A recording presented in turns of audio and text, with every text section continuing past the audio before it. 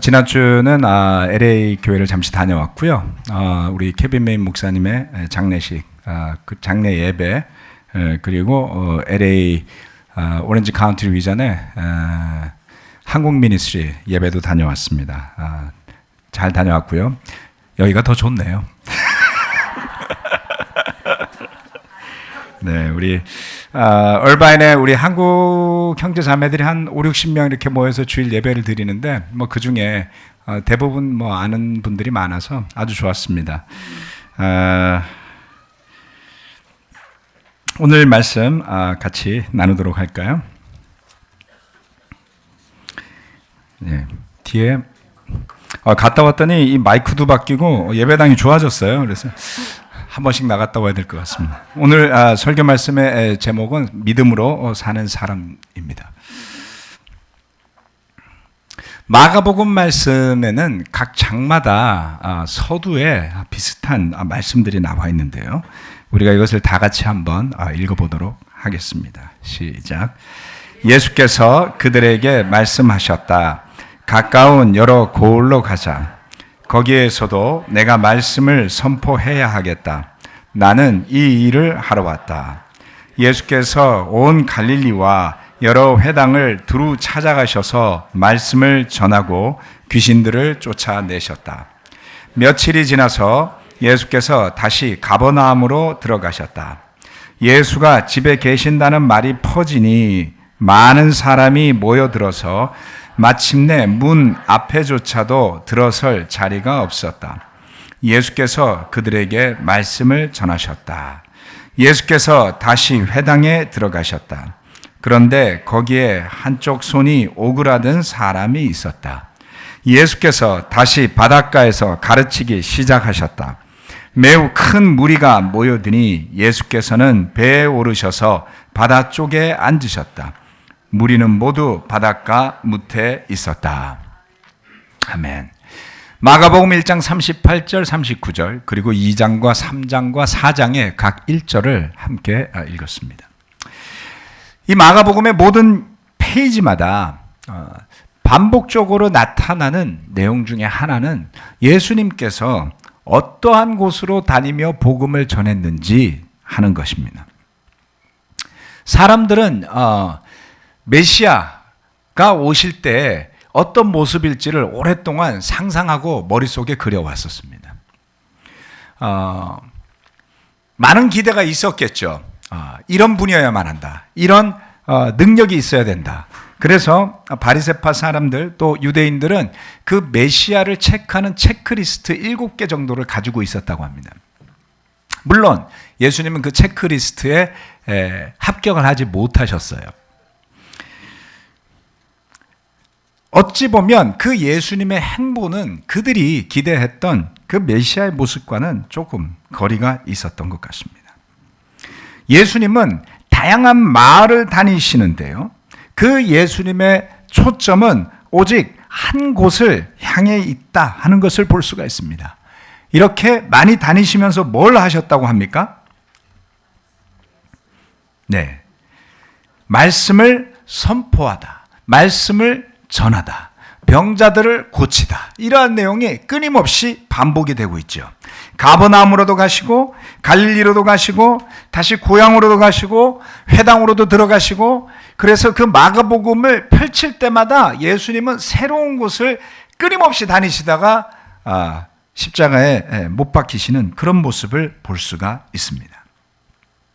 마치 주님께서 말씀하셨듯이 그가 온 것은 양으로 생명을 얻게 하되 풍성하게 얻게 하기 위해 모든 노력을 쏟아붓는 그러한 모습을 볼 수 있는 것입니다. 믿음으로 사는 사람, 과연 어떠한 사람이겠습니까? 복음을 전하는 그런 노력을 하는 사람인 것이죠. 복음을 전하는 사람의 노력이 있어야 한다는 것입니다.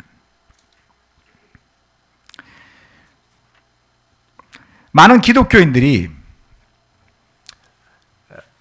갈등하고 고민하는 주제 중에 하나는 바로 이것입니다. 과연 우리는 노력을 해야 하는 걸까 말아야 하는 걸까? 믿음으로 구원을 얻는 것이다라고 이야기하고 가르치는데 우리는 우리의 행위라고 말하는 그 노력을 해야 하는 것일까? 말아야 하는 것일까? 갈등하고 고민하게 되죠. 우리 교회는 이 부분에 대해 크게 궁금증을 가지고 있지 않았습니다. 열심히 제자된 모습은 당연히 노력을 해야 하는 것이다. 이렇게 생각하고 가르치고 또 행하기도 했지요. 그러나 오랜 시간이 흐르면서, 아주 길지는 않습니다. 20몇 년의 시간이 흐르면서 그런 노력의 한계를 느끼는 경험들도 많이 하지 않았습니까? 역시 믿음과 은혜가 중심이 되어야만 우리가 건강한 그리스도인의 생활을 할 수 있겠구나, 이런 생각도 많이 하게 됩니다.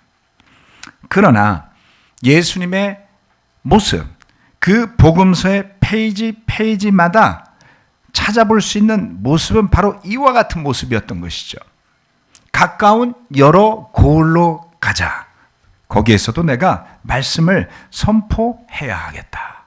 갈릴리와 그 지역에 회당을 두루 다니시며 끊임없이 복음을 전하는 주님의 모습. 그것이 바로 성경의 페이지마다 각인되어 있는 예수님의 모습인 것입니다. 3년이라는 짧은 시간 동안 예수님은 12사도 플러스 알파의 추종자들을 이끌고 다니시면서 끊임없이 복음을 전하십니다. 돌이켜보면 예수님의 제자가 되고자 했던 저에게 가장 가슴을 뛰게 만들었던 일은 바로 이것이었습니다. 저에게 주어진 그 시간과 에너지를 사용해서 조금 더 복음을 전하는 일을 위해 살 수 있다면 그 길을 택해야 되겠다라는 결심이었습니다. 하나님께서 길을 열어주셔서 감사하게도 지금까지 그 길을 오고 있습니다만은, 세상에 이런 고민을 할 때가 있죠. 이렇게 수고하고 노력하고 전하는 것이 과연 얼마나 효과가 있을까? 과연 나는 정말 그러한 일에 도움과 보탬이 되고 있는 것일까? 이런 고민을 해보지 않습니까? 어제 올림픽공원에 산책을 갔더니 한 중고등학생인 것 같아요. 젊은 남자애들이 어마어마하게 줄을 서 있습니다. 그래서 와이프하고 저하고 도대체 무슨 일일까? 이런 애들이 교회에 줄을 저렇게 선다면 얼마나 좋을까? 궁금해졌어요. 뭐 때문에 그렇게 줄을 서는지. 봤더니 JYP에서 무슨 걸그룹 공연을 하나 봐. 그 이름을 봤는데 외워지지가 않아요.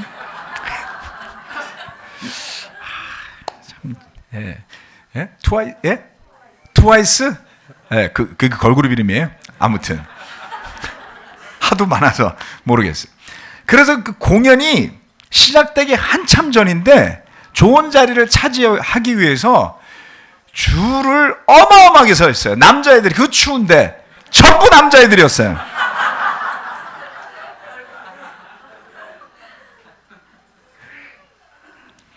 걸그룹이 세례받고 제자 된다면 얼마나 좋을까. 아니면 우리 제자들 중에 누가 걸그룹이 되던가. 나쁘지 않아요? 딸들 가진 집안 열심히 해주세요.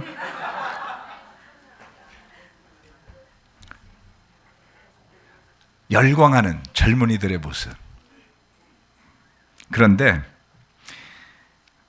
이 세상 모든 사람들이 예수님을 보고 그렇게 열광하거나 반응하지 않습니다. 그렇지만 저를 회개에 이르게 하고 또 구원에 이르게 한 이 복음을 전할 수 있는 그 일을 한다는 것이 얼마나 기뻤는지 모릅니다. 이번 시간에 이거 넘기는 걸 까먹었군요. 말씀하느라고. 네. 이번 메모리얼 서비스죠. 네, 장례 예배였습니다. 얼바인에 위치한 오렌지 카운티 리전 교회 예배당도 처음 가봤습니다만은 약 1000여 명이 들어갈 수 있는 예배당이었습니다. 그 자리를 이렇게 가득 채워서 곳곳에서 온 제자들이 모여서 장례 예배를 같이 드렸었습니다. 오랜만에 또 만나는 분들도 많이 있었습니다. 우리 동경에 함께 있었던 우리 랍스케너 목사님 부부도 만나 뵙고요. 또 세살 로페스 목사님도 그 자리에서 만나고, 또 베트남 교회에 있었던 켄차오 목사님 부부도 만나고, 또 고든 퍼거슨도 만나고 또 알베르트 장로님도 부부도 만나서 인사도 나누고 참 케빈은 떠나는 때에도 많은 사람들에게 유익을 주는 분이었구나 이런 생각을 해보았습니다. 그 장례 예배를 참가하고 오며 가는 내내 제 머리를 떠나지 않았던 생각 중에 하나는 바로 이런 것이죠. 누군가가 한 제자가 온 힘을 다해서 자신을 위해 사는 것이 아니라 예수님을 위해서 사는 그런 모습을 지켜본다는 것은 참 특별한 일이다. 그것이 또한 하나님의 은혜 중에 하나다라는 생각이었습니다. 우리가 사람을 쫓아가야 한다. 그런 의미로 이 말씀을 드리는 것은 아닙니다. 그러나 때때로 우리에게 우리 주변에 누군가가 그 예수님의 모습을 연상시키는 그런 친구가 있을 때 복이 있지 않습니까? 네. 어려움이 있건 시련이 있건 변함없는 태도와 모습으로 복음을 전하며 사셨던 그 예수님의 모습을 사도들은 사는 내내 그 모습을 떠올렸어야 될 겁니다. 아니 떠올리지 않을 수가 없었겠죠. 어려움에 직면할 때, 핍박에 직면할 때, 마지막 그들의 생을 마무리 짓는 그 순간에조차 아마도 그 예수님의 모습은 그들의 내리에 생생하게 남아 있었을 것입니다. 그 모습이 생생하게 이 복음서에 담겨 있는 이유는 바로 그것을 곁에서 지켜보고 동행했던 제자들 때문이었습니다. 그들이 비록 처음에 제자로 나섰을 때 그 모든 것을 깨닫고 아는 것은 아니었어요. 그러나 시간이 흐르면 흐를수록 그들은 점점 더 그리스도의 모습으로 변화되어져 갔던 것이죠. 한동안 열심히 제자로 살아왔지만 저는 인위적인 노력에 대해서 의구심이 들었어요. 과연 이렇게 애쓰는 것이 무슨 도움이 될까? 그것이 좀 더 마음에서 우러나오는 행동이어야 되는 것 아닐까? 그런 고민을 하게 되었습니다. 특별히 자녀를 키우다 보면 고민이 많아지게 되죠. 어떻게 한다면 우리 자녀들이 좀 더 마음에서부터 예수님의 제자로 살고자 하는 길로 이끌 수 있을까? 그런 고민을 하는 사이에 시간이 성큼 흘러가 버렸습니다. 그 장례 예배 시간에 케빈 목사님의 가족들이 나와서 쉐어링을 했습니다. 그 중에 마지막 아들 스튜어트가 나와서 쉐어링을 했는데요. 뭐 거의 설교 말씀 전하다시피 했었습니다. 그가 나눴던 이야기 중에 하나가 굉장히 인상적이었어요. 고등학교 시절에, 중고등학교 시절이었던 것 같습니다. 아버지가 콰이타임 하자고 붙잡고서 아침에 식당에 데리고 가서 앉아가지고 같이 성경을 읽었다는 거죠. 그러면 혹시라도 지나가는 친구들이 볼까봐 후드티로 얼굴을 완전히 가리고 가능하면 얼굴이 보이지 않도록 숙이고 했다는 거죠. 정말 우리 애들 생각이 확 나더라고요.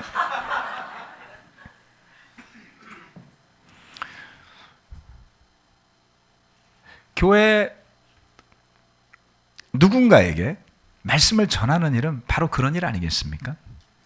비가 오나 눈이 오나, 그리고 오고 싶거나 오고 싶지 않거나, 믿음을 가진 제자 부모 사이에서 태어났다는 이유 하나만으로 자신의 의지와 무관하게 교회를 다녀야 하고 성경을 읽어야 하고, 그것도 정말 재미없는 것 같은데, 그래서 때로는 포기하는 부분들도 있어요.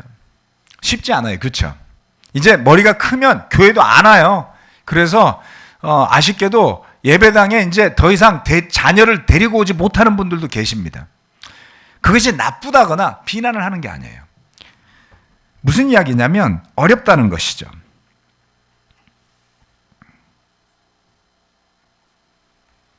그러나 포기하지 말아야 합니다. 우리가 예수님의 모습을 닮아야 할 부분 중에 하나는 바로 이런 것이죠. 복음을 전하는 노력이 있어야 한다는 겁니다. 당장 결과가 보이지 않는다 할지라도 어떤 마을에 갔을 때, 특별히 그 가버나움에 갔을 때 예수님은 굉장히 실망을 많이 하셨어요. 그래서 말씀하시기를 내가 이곳에서 행하는 기적과 가르침을 소돔과 고모라에서 했다면 더 나았을 것이다라는 말씀을 하시죠. 사람들의 마음이 그만큼 반응하지도 않았고 나빴었다라는 것입니다. 그러나 예수님은 그 노력을 포기하지 않는 것이죠. 여러분, 이 자리에 자녀를 가진 부모들이 많습니다. 이제 아이들이 커나갈수록 말씀을 가르치고 전하고 심지어는 교회에 데리고 오는 것도 힘들어질 거예요. 고민들을 많이 하게 되겠죠. 교회가 좀 더 이런 것을 해야 된다. 교회가 좀 더 발전해야 된다. 주일학교가 좀 더 좋아져야 한다. 팀 미니스트리가 좀 더 많은 것을 만들어내야 한다. 다 맞는 말씀입니다. 계속 고민하시고 좋은 조언을 주십시오. 우리 교회 안에 지금 주일학교 자녀들을 위한 부모들의 모임이 만들어졌어요. 뭐 학사모라고 이름까지 지어졌고, 예, 그리고 지난주에는 예배 끝나고 틴사모 모임도 지금 스타트가 됐어요. 너무 감사해요, 사실은. 이런 노력들이 모여서 분명히 좋은 결실과 결과를 만들리라 생각합니다. 그런데 우리가 포기하지 않고 우리 자녀들에게 또는 우리 주변 사람들에게 그 복음의 영향을 주어야만 하는 이유가 분명히 있다는 것을 최근 저는 깨닫습니다. 왜냐하면 우리는 끊임없이 무엇인가의 영향을 받고 살고 있는 것입니다. 보고 듣고 만지는 것을 통해서 우리는 계속 영향을 받고 있는 것이죠. 특별히 어린아이들일수록 그렇습니다. 감수성이 예민하죠. 그런데 부모로서, 제자로서 우리가 그런 우리의 자녀들에게 복음의 영향을 주기를 멈춘다면 어떤 이유에서건, 부모가 못 지내서건, 부모가 믿음이 없어서건, 아이가 싫어했기 때문이건, 좀 더 효율적인 방법을 찾기 위해서 고민하는 그 이유 때문이건, 그것을 멈춘다면 그들의 구원의 기회는 점점 더 사라져 가게 되는 것입니다. 여러분, 우리는 왜 무엇 때문에 형제 자매들에게, 성경을 공부하는 분들에게 주중 예배에 나오셔야 한다, 주일 예배에 나와야 한다는 것을 헌신적으로 가르치는 것일까요? 아직도 많은 사람들이 그 이유를 분명히 깨닫지 못하고 있습니다. 왜 날마다 성경을 읽을 것을 권하는 것일까요? 재미도 없는데. 여러분, 성경이 재미없으면요, 큰일 납니다. 여러분, 잘 생각하셔야지 돼요. 네. 성경 말씀이 흥미롭지 않고 가치가 없다고 느끼면 안 읽게 되실 거예요. 그리고 계속 안 읽으시면 여러분의 마음이 하나님에게서 멀어질 겁니다. 이 세상은 너무나 강력한 힘으로 우리의 주의와 관심을 빼앗아가기 때문에 그렇습니다. 여러분, 한번 생각해 보세요. 내 손 앞에 영화 한 편이 놓여 있고 그리고 성경이 놓여 있으면 우리의 마음과 눈은 어디로 더 쉽게 갈까요? 영화로 가요. 비행기를 타면요, 영화가 나와요. 이번에 LA 갈 때 싱가포르 항공이 제일 싸서 싱가포르 항공 티켓을 받아서 탔더니 스크린이 너무 좋은 게 붙어 있어요. 제가 성경책도 가져가고 노트북도 가져가고 했는데 결국 영화만 보다가 미국까지 갔습니다. 내 눈앞에 뉴스가 있고 성경이 있을 때 저와 여러분의 눈은 어디를 향하게 될 것일까요? 끊임없이 노출되는 세상적인 것 앞에서 우리가 너무나 쉽게 무너져 내리는 그러한 존재들이기 때문입니다. 힘써 노력하지 않으면 지켜지지 않는 것, 그 중에 하나가 바로 영성입니다. 함께 모이기를 힘쓰지 않는다면 어느 틈엔가 우리의 마음의 중심이 거기에서 멀어지게 되겠죠.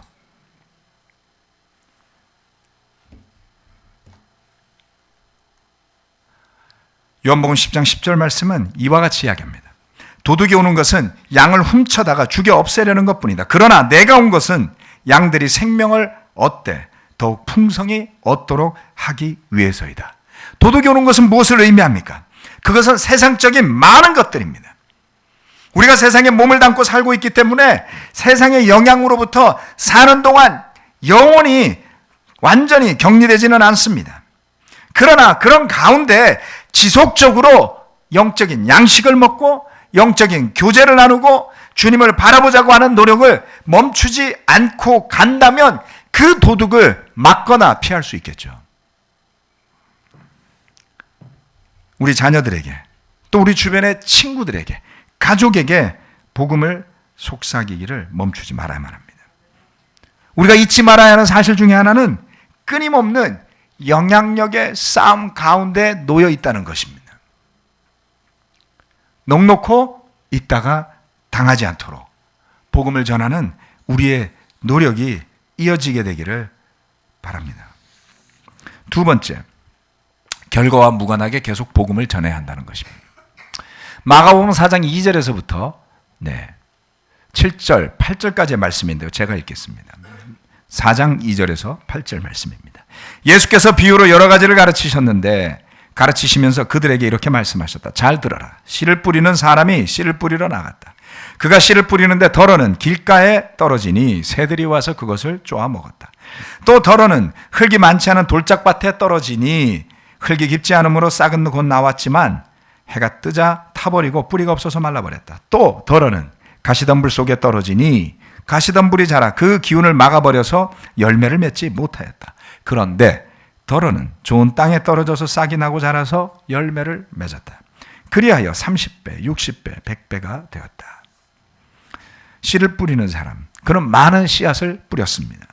어떤 씨는 돌짝밭에, 어떤 씨앗은 길가에, 또 가시덤불에 떨어졌습니다. 열매를 맺지 못하고 사라져간 씨앗들이 많이 있었어요. 그런데 그 중에 몇 개가 좋은 땅에 떨어졌습니다. 그리고 그 씨앗들은 30배와 60배와 100배의 열매를 맺게 되었죠. 이 4장 말씀을 잘 읽어보면 뒤에 가서 예수님이 제자들에게 이 비유의 의미를 설명하여 주세요. 거기에는 두 가지의 관점이 있습니다. 하나는 씨를 뿌리는 사람의 관점이에요. 그리고 그 씨앗을 받아들이는 사람의 관점이, 이 두 가지가 있죠. 우리가 일반적으로는 씨앗을 받아들이는 사람의 관점을 많이 이야기합니다만, 그 씨앗을 뿌리는 사람의 관점에서 이것을 같이 한번 지켜봅시다. 그렇게 씨앗을 열심히 뿌렸는데 길가에 떨어지고 돌짝밭에 떨어지고 가시덤불 속에 떨어져서 헛수고로 돌아갈 때 저와 여러분은 어떻게 느낄까요? 그만해야 되겠다. 그렇죠? 네. 내가 이렇게 씨앗을 뿌리는데 뿌릴 때마다 엉뚱한 데 떨어져서 없어질 바에야 씨앗을 그만 뿌려야 되겠다. 이렇게 생각하기가 쉽습니다. 우리의 노력이 결실을 맺지 못하는 것을 느낄 때 그걸 하고 싶지가 않죠. 이러한 일들을 저는 많이 봅니다. 저를 포함해서. 내가 이렇게 노력을 했는데 내 아내가 반응이 없어. 내가 이렇게 애를 쓰는데 내 남편은 콧방귀도 끼지 않아. 내가 이렇게 노력하는데 우리 애들은 제자가 될 기미가 보이지 않아. 내가 이렇게 열심히 제자로 살려고 애쓰는데 누구도 신경 쓰는 것 같지 않다. 예배에 오는 것이 오히려 나를 피곤하게 하는구나. 자꾸 잊어버리려고 해도 길가와 돌짝밭에 헛되이 뿌려졌던 씨앗들이 생각나는 분들이 있습니다. 심리학적으로 그것을 반추라고 부르더라고요. 내가 했던 실수, 내가 했던 부족한 점들이 자꾸 머릿속에서 사라지지 않아요. 어떻게 되겠습니까? 무기력해지고 의욕이 떨어지고 우울해지겠죠. 어느 틈엔가 그 일은 하지 말아야 할 일이 되어버리고 맙니다. 그럼 믿음과 사랑의 수고는 저와 여러분이 원하는 타이밍에 그 열매를 반드시 맺는 일이 아님을 알아야 되겠죠. 우리가 세상에서 했던 것과 같은 모습으로 영적인 일을 대할 수는 없습니다. 갈라디아서 6장 5절 말씀은 이렇게 이야기합니다. 선한 일을 하다가 낙심하지 맙시다. 지쳐서 넘어지지 아니하면 때가 이를 때 거두게 될 것입니다. 이 말씀은 2004년에 제가 가장 영적으로 고민하고 갈등하던 시간에 묵상했던 구절이에요. 너무나 낙심이 돼서 선한 일을 더 이상 하고 싶지 않았습니다. 그 선한 일이라 하면 복음을 전하는 일이요. 그 복음을 전하는 일을 위해서 제가 기꺼이 헌신하고 희생하는 것이죠. 결과가 제가 기대했던 결과들이 아니었습니다. 심지어는 제자들의 반응이 제자답지 않다고 느껴졌어요. 여러분들 그렇게 느낄 때가 있지 않습니까? 왜 교회가 이렇지? 왜 목사님들이 이렇지? 왜 우리 바이블톡 인도자는 이렇지? 왜 우리 주변의 바이블톡은 이렇지? 라는 의구심을 가질 때가 매번은 아니고요. 가끔 있어요. 그런데 그때에 지쳐서 넘어지지 않는다면, 포기하지 않는다면 거둘 때가 있을 거라는 말씀이 제 마음을 사로잡았습니다. 포기하지 말고 계속 가봐야 되겠구나. 왜 그렇죠? 우리가 예수님을 주님으로 모시고 따라 나선 것은 그분이 뭔가를 주었기에 간 것은 아니었습니다. 예수님이 하나님의 아들임을 믿고 그분이 진리임을 믿고 제 자신과 이 세상은 답이 없는 곳임을 깨닫고 믿었기 때문에 따라 나선 것 아닌가요? 지난주 우리 장정아님이 세례 받으셨습니다만 세례 받고 혹시 보너스라도 받으셨어요? 그런 일은 없어요. 세례 받았다고 승진하거나 로또에 당첨되는 일이 아니라고요. 그런데 그 일이 왜 기쁘고 좋은 것일까요? 진리를 찾았기 때문인 것이죠. 그렇죠? 네. 내가 원하는 결과를 내 손에 쥐었기 때문에 만족하고 기뻐하는 삶은 세상의 삶이에요. 오히려 영적인 삶은 내가 원하던 것, 내가 쥐고자 하는 것을 버리고 내려놓는 것들이죠. 그리고 오히려 내 자신이 아무것도 아니라는 것을 자꾸 되새겨서 깨닫는데 그게 기뻐지고 그것이 우리를 자유롭게 하는 것이 세상의 법칙과 다른 것 아니겠습니까? 결과와 무관하게 우리는 계속 복음을 전해야 합니다. 여기 우리 김순희 아버님이 계신데요. 최고령자세요. 90을 넘어서고 계십니다. 정정하세요. 예. 주중예배도 빠지시는 법이 없고 꼬박꼬박 너무너무 헌신적으로 잘 나오고 계십니다. 그런데 이분이 세례받고 제자가 되신 게 이유가 다 있었어요. 우리 부인이셨던 장옥자 어머님이 한 2000, 벌써 한 4년 정도 됐죠. 그렇죠? 한 12년 정도 전입니다. 예. 암투병을 하시다가 세상을 떠나시게 되셨는데 장례식을 마치고 나서 이 아버님이 교회를 오셨어요. 성경을 공부하셔야 되겠다는 거예요. 왜요? 어머님 유언이셨대요. 예.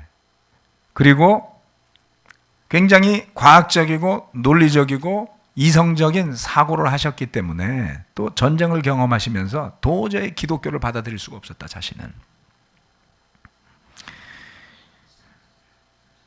그런데 그분이 말씀을 배우고 예수님을 알게 되며 그 예수님을 믿게 되셨어요. 그리고 세례를 받고 제자가 되신 지가 벌써 10수년이 흘렀습니다.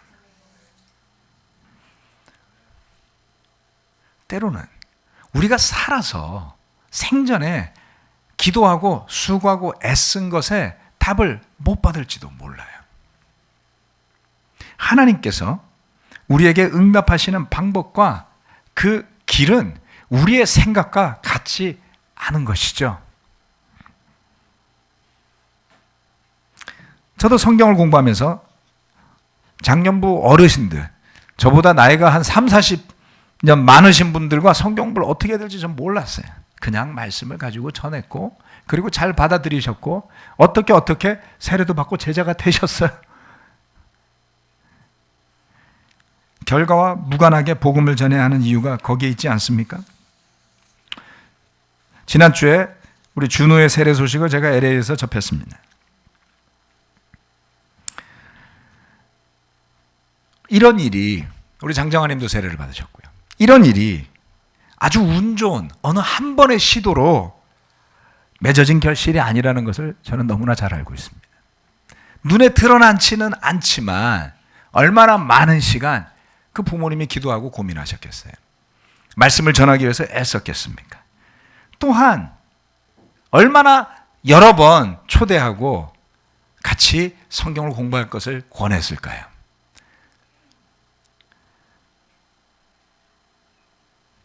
결코 포기하지 않는 어떤 부모들, 또한 그 친구를 위한 수많은 기도와 헌신이 있지 않았을까요? 저는 여러분에게 묻고 싶습니다. 2달이 흘러가고 있는데 시간이 흐르는 동안 올해 성취하고 싶었던 그런 목표들이 혹시 기억나십니까? 작년 연말에 올해를 위해서 준비하고 생각하고 세우셨던 그 목표들이요. 그것을 여러분 향해 가고 계십니까? 솔직하게 말씀드리면 한동안은 저는 목표를 세우는 것도 귀찮았어요. 그것도 너무 인위적인 것 같았습니다. 너무 인위적인 삶을 좀 벗어나고 싶었어요. 그런데 그것이 얼마나 오만한 생각이었는지를 최근에 많이 느끼고 있습니다. 짧은 인생을 사는 동안 하나님 앞에 세운 그 목표를 향해서 열심히 사는 삶이 참 아름답고 가치 있더라는 겁니다. 누가 뭐라고 하건 하나님 앞에서 깨끗한 양심으로 선한 목표를 향해 달려간다는 것은 얼마나 소중한 일입니까? 물론 그 자신의 열심과 노력에 삼켜지지 않도록 겸손해야 되겠죠.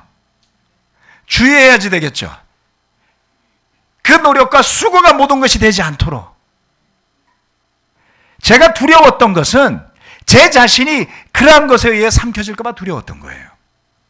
그러나 하나님의 능력을 의지하면서 간다면 어떠한 수고와 노력을 한다 할지라도 과연 그것이 예수님의 수고와 노력과 희생에 비할 바 없다는 것을 알 수 있지 않습니까?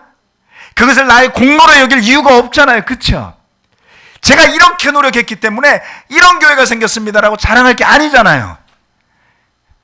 그것을 인정할 만한 겸손이 있다면, 그것을 인정할 만한 자기의 자각이 있다면 우리는 하나님을 향해 목표를 세우고 그것을 위해 달려가는 것을 두려워하지 말아야 되겠구나 라는 생각이 들었습니다. 혹시 아직도 두려움이 있다면 괜찮습니다. 기도하십시오. 그 두려움이 사라질 수 있도록. 그러나 그런 두려움이 없이 정말 열심으로 뭔가를 해보고 싶다면 눈치 보지 마시고 두려워하지 마시고 그 목표들을 세우시고 그것을 나누시고 그것을 위해 기도하시기를 부탁드립니다.